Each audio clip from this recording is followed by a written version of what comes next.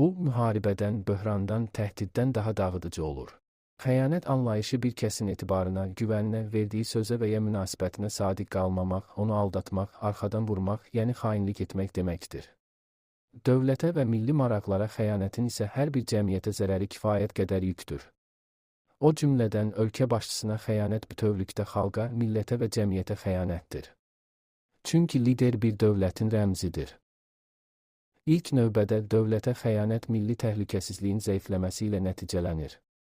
Çünki xəyanətkarlar dövlət sirlərini, hərbi planları və ya strategiyaları düşmənə götürəndə sərhədlər təhlükəyə düşür, ordunun mövqeyi ifşa edilir, ölkə hücuma daha açıq olur və əs. Bu da müharibələr dövründə xəyanətə uğrayan ölkənin məğlub olması ilə nəticələnir. Dövlətə qarşı xəyanət həm də ölkə rəhbərinin və ya hökumətin devrilməsinə də səbəb olur. Bu da çox vaxt ölkəni uzun illər qeyri-sabit vəziyyətdə saxlayır. Xəyanət eyni zamanda bir dövlətin parçalanması, cəmiyyətin bölünməsi, iqtisadiyyatın çöküşü, xalqda hakimiyyətə etimadın sarsılması, xarici dövlətlərin müdaxiləsi, dövlət aparatının korrupsiyaya yol açması üçün ciddi əsaslar yaradır. Bir sözlə, dövlətə xəyanət həmin dövlətin inkişafının uzun müddətli dayanması ilə nəticələnir.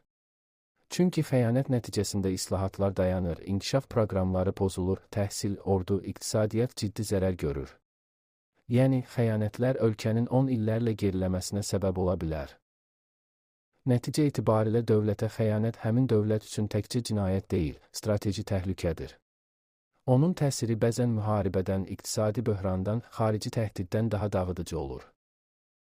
Tarixən dövlətlərin və onun liderlərinin xəyanət qurbanı olması barədə kifayət qədər faktlar var. Məsələn, Roma imperiyasında Yuli Sezarın yaxın ətrafı, o cümlədən dostu hesab etdiyi Brut tərəfindən xəyanətə uğrayaraq öldürülməsi, bəzi Osmanlı sultanlarının devrilməsi və qətlə yetirilməsi buna sübutdur.